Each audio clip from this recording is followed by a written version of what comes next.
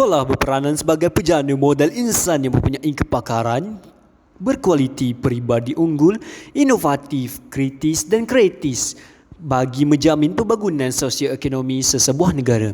Oleh yang demikian, tanggungjawab dan amanah ini bergantung pada warga guru yang merupakan golongan penting menjelmakan hasrat tersebut.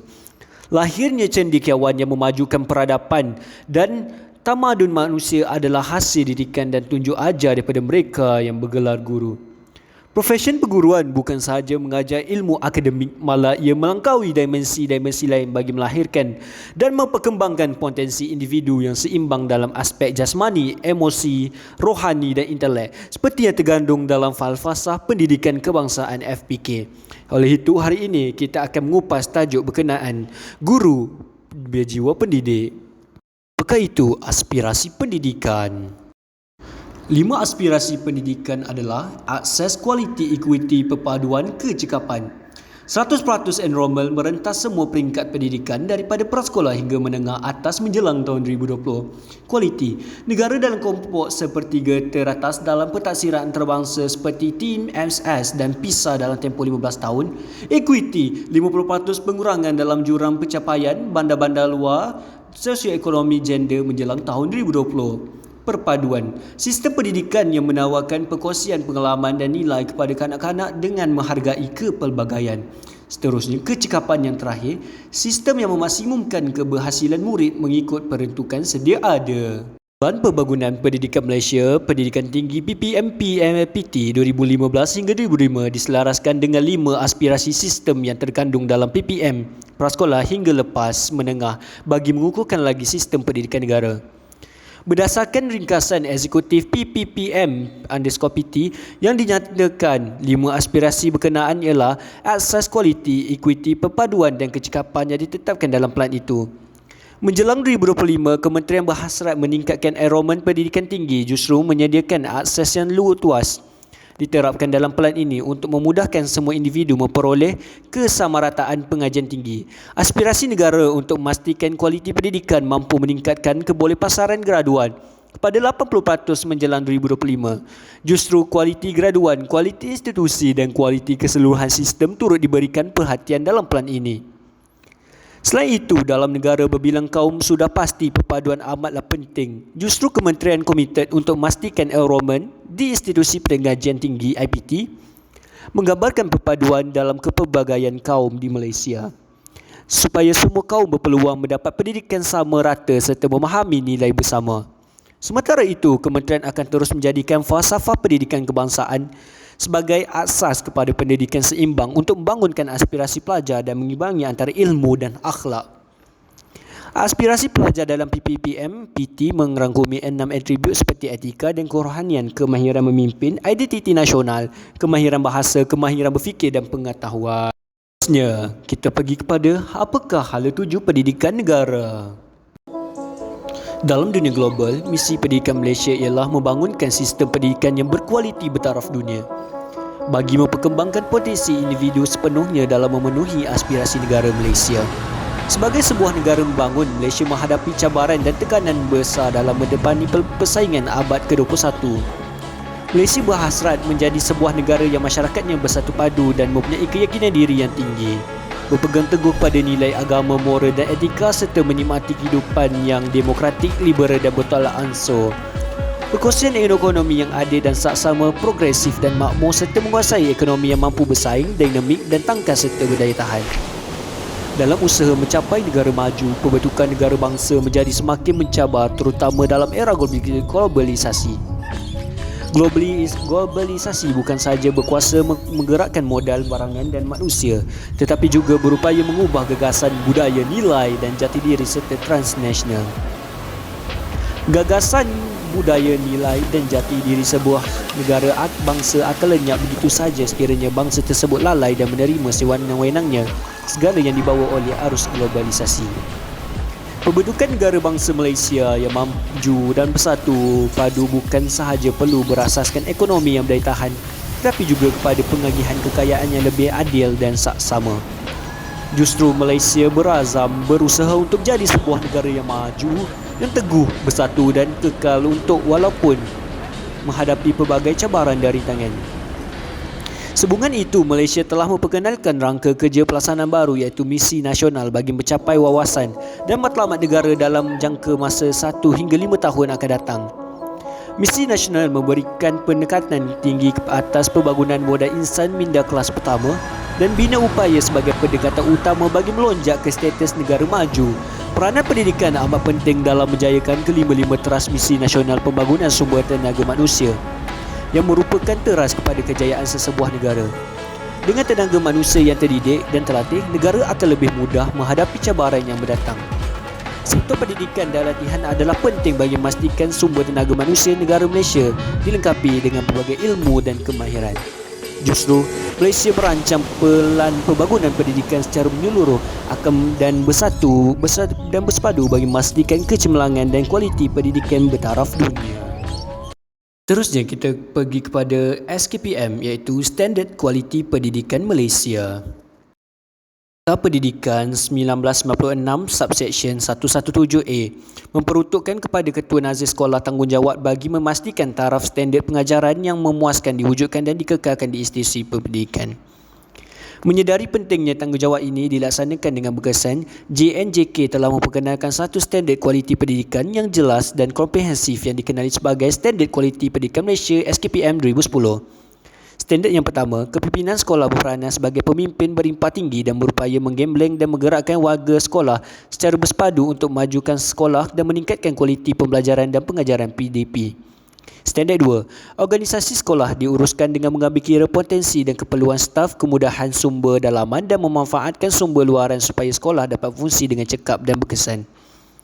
Standard ketiga, bidang kurikulum dan kokurikulum dan sukan dan hal ehwal murid diurus dengan cekap dan berkesan bagi memastikan sekolah berfungsi sebagai institusi pembelajaran dalam melahirkan murid yang seimbang dari segi intelek, rohani, emosi dan jasmani. Standard keempat, guru merancang dan melaksanakan proses PDP yang berkualiti tinggi dan bersungguh-sungguh untuk memperkembangkan potensi dan pencapaian murid pada tahap optimum secara berterusan. Standard yang kelima, kemejadian murid pendidikan di sekolah melahirkan murid yang berilmu, pengetahuan, berketerampilan, berakhlak mulia, bertanggungjawab dan berupayaan mencapai kesejahteraan diri. Pembangunan Pendidikan Malaysia 2013-2025 adalah cetusan ilham mantan Timbalan Perdana Menteri Malaysia merangkap Menteri Pendidikan Malaysia Tan Sri Muhyiddin Yassin. Ianya telah dilancarkan pada 6 September 2013 oleh Yang Amat Berhormat Timbalan Perdana Menteri Malaysia merangkap Menteri Pendidikan Malaysia Tan Sri Muhyiddin Yassin di Pusat Konvensyen Kuala Lumpur. Ia mengandungi 5 aspirasi sistem dan 6 ciri murid yang akan dicapai dalam tempoh 13 tahun bermula dari tahun 2013 hingga 2025. Merupakan manifestasi transformasi kerajaan yang paling menyeluruh dan besar bagi murid dari prasekolah hingga ke pusat pengajian tinggi dalam mendatangkan pulangan yang terbaik modal insan untuk memacu segala hasrat pembangunan negara. Transformasi 3 gelombang. Gelombang pertama 2013 hingga 2015. Gelombang pertama bermula dari tahun 2013 hingga 2015 yang memberi penekanan kepada menambah baik sistem dengan mempercepat perubahan kaedah pelaksanaan program. Dalam tempoh pelaksanaan itu, tumpuan diberikan kepada kaedah peningkatan kualiti pengajaran dengan meningkatkan kualiti guru sedia ada, meningkatkan kualiti kepimpinan sekolah dan meningkatkan kadar literasi bahasa Melayu, bahasa Inggeris dan numerasi. Menjelang akhir gelombang 1, Kementerian Pendidikan Malaysia akan memastikan semua guru, pengetua guru besar dan sekolah mencapai tahap minimum standard kualiti yang dihasratkan. Gelombang kedua 2016 hingga 2020, Kementerian akan melaksanakan perubahan struktur pendidikan negara untuk mempercepat perjalanan perubahan kepada semua inisiatif yang bersemula semasa gelombang 1. Antaranya, pergerakan ke semua 410,000 guru dan 10,000 pengetua guru besar kepada pakej kerjaya baru dan perstrukturan semula kementerian. Kurikulum standard sekolah rendah dan menengah yang disemak semula juga akan diperkenal dalam usaha menangani kebimbangan mengenai pengetahuan, kemahiran dan nilai untuk maju sesuai dengan perkembangan ekonomi dunia hari ini. Gelombang ketiga 2021 hingga 2025 berfokus kepada ajakan ke arah kecemerlangan dan peningkatan keluasan operasi di mana pada permulaan gelombang ini semua sekolah guru dan pengetua guru besar perlu menunjukkan prestasi melebihi standard minimum. Kementerian juga akan mengajarkan kebanyakan sekolah kepada model pengurusan perasaskan sekolah dan membangunkan model kejayaan sekolah berdasarkan inovasi dalam pengajaran dalam usaha membangunkan sistem pengekalan kemajuan kendiri yang mampu untuk mencetuskan inovasi dan meningkatkan pencapaian yang lebih tinggi. 11 anjakan dalam Pelan Pembangunan Pendidikan Malaysia (PPPM). Bagi mencapai matlamat tersebut, kementerian telah menggariskan 11 anjakan yang perlu dilaksanakan seperti berikut. Yang pertama, menyediakan kesamarataan akses kepada pendidikan berkualiti bertaraf dunia. Yang kedua, memastikan setiap murid dalam bahasa Malaysia dan bahasa Inggeris. Melahirkan rakyat Malaysia yang menghayati nilai. Yang keempat, transformasi keguruan sebagai proses yang pilihan.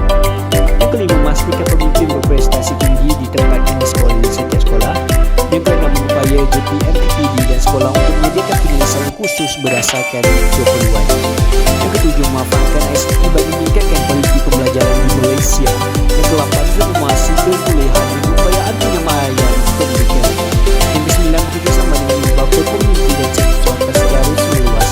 Yang kesepuluh, menyiapkan integrasi memori dan setiap murid. Yang kesebelas, meningkatkan pemeriksaan accountability award. 10 mengerjakan dalam Pelan Pembangunan Pendidikan Malaysia untuk pengajian tinggi.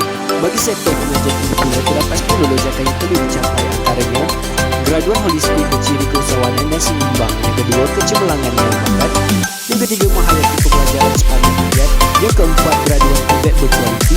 Yang kelima, kemampanan kewangan. Yang keenam, peningkatan urus. Yang ketujuh, ekonomi sistem inovasi. Yang ke-8, keunggulan global. Yang ke-9, pembelajaran dalam talian tahap global. Dan yang ke-10, transformasi penyampaian pendidikan tinggi. Terusnya kita pergi kepada implikasi terhadap pendidikan. Falsafah pendidikan kebangsaan boleh diteliti dengan lebih terperinci melalui analisis yang merujuk pada beberapa elemen yang penting. Berikut adalah elemen penting yang tergandung dalam falsafah pendidikan kebangsaan.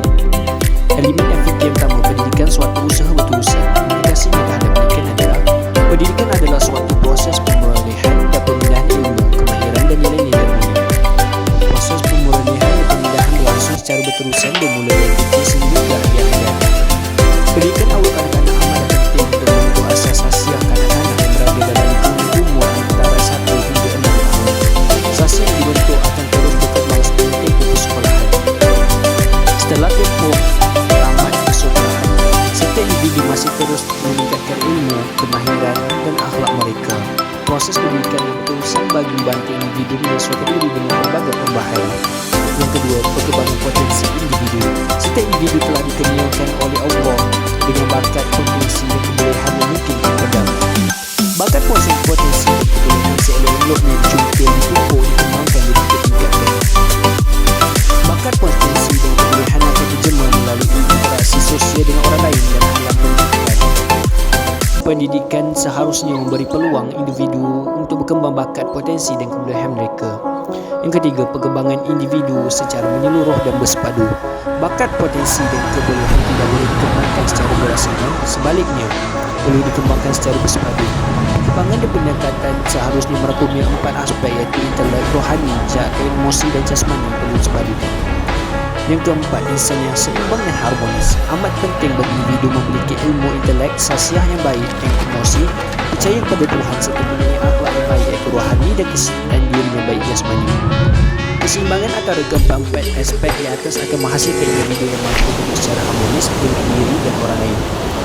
Syarat untuk mendapat bimbingan dan hidayah dari Allah adalah setiap manusia perlu seimbang dari aspek luaran dan dalaman, iaitu manusia yang jujur, benar, baik, tutur dan amalannya.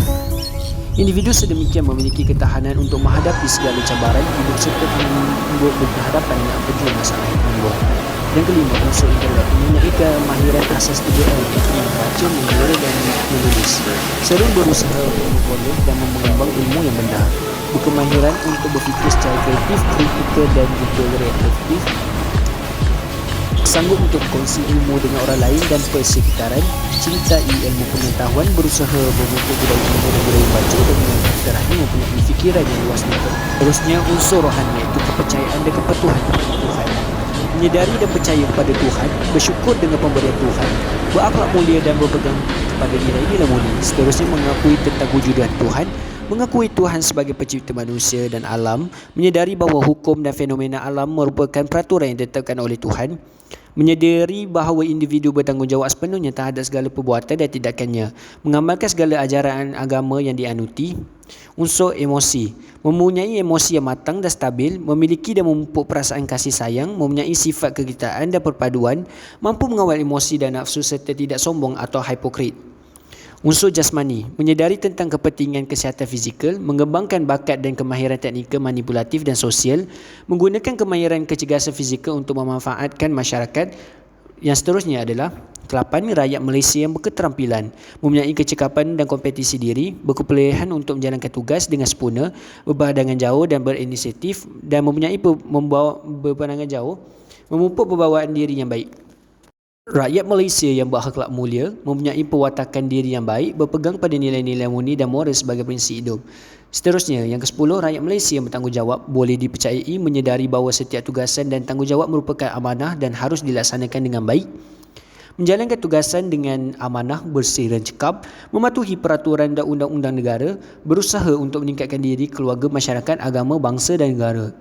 Yang ke-11, rakyat Malaysia yang berkeupayaan mencapai kesejahteraan diri, berfikiran waras, berjiwa tenang, mempunyai daya ketahanan yang kuat untuk menghadapi cabaran hidup. Yang ke-12, rakyat Malaysia yang dapat memberi sumbangan terhadap keharmonian dan kemakmuran masyarakat negara. Berusaha untuk memupuk perpaduan rakyat melalui sifat toleransi, bertimbang rasa, kekitaan, hormat menghormati dan sebagainya. Berusaha untuk memajukan ekonomi negara berdasarkan dasar-dasar yang ditetapkan, sering mengekalkan kestabilan politik dan keamanan negara, mematuhi perlembagaan dan peraturan negara, mempertahankan maruah diri, profesion agama, bangsa dan negara. Seterusnya, sumbangan terhadap keharmonian dan kemakmuran keluarga, masyarakat dan negara. Menjadikan rukun negara sebagai amalan hidup, memupuk persefahaman keluarga, mematuhi norma masyarakat dan cintakan negara. Implikasi terhadap guru, perubahan sikap pendidik dan profesionalnya untuk menjalankan tugas sejajar dengan tujuan dan dasar falsafah pendidikan kebangsaan. Pendidik yang benar-benar memahami FPK ataupun falsafah pendidikan kebangsaan akan dapat mengubah sikap peribadi dengan pandangan dan visi yang positif terhadap tugasnya bagi merealisasikan matlamat FPK. Melalui FPK juga, pendidik akan dapat mengubah strategi dan teknik pengajaran yang bersesuaian bagi melahirkan insan yang berilmu, berpengetahuan, berketerampilan dan berakhlak mulia. Oleh yang demikian, sangatlah penting bagi pendidik untuk benar-benar memahami matlamat dan tujuan yang ingin dicapai oleh negara. Melalui FPK, dengan memahami sepenuhnya kehendak FPK, guru akan dapat memartabatkan PTV standing dengan aliran-aliran lain.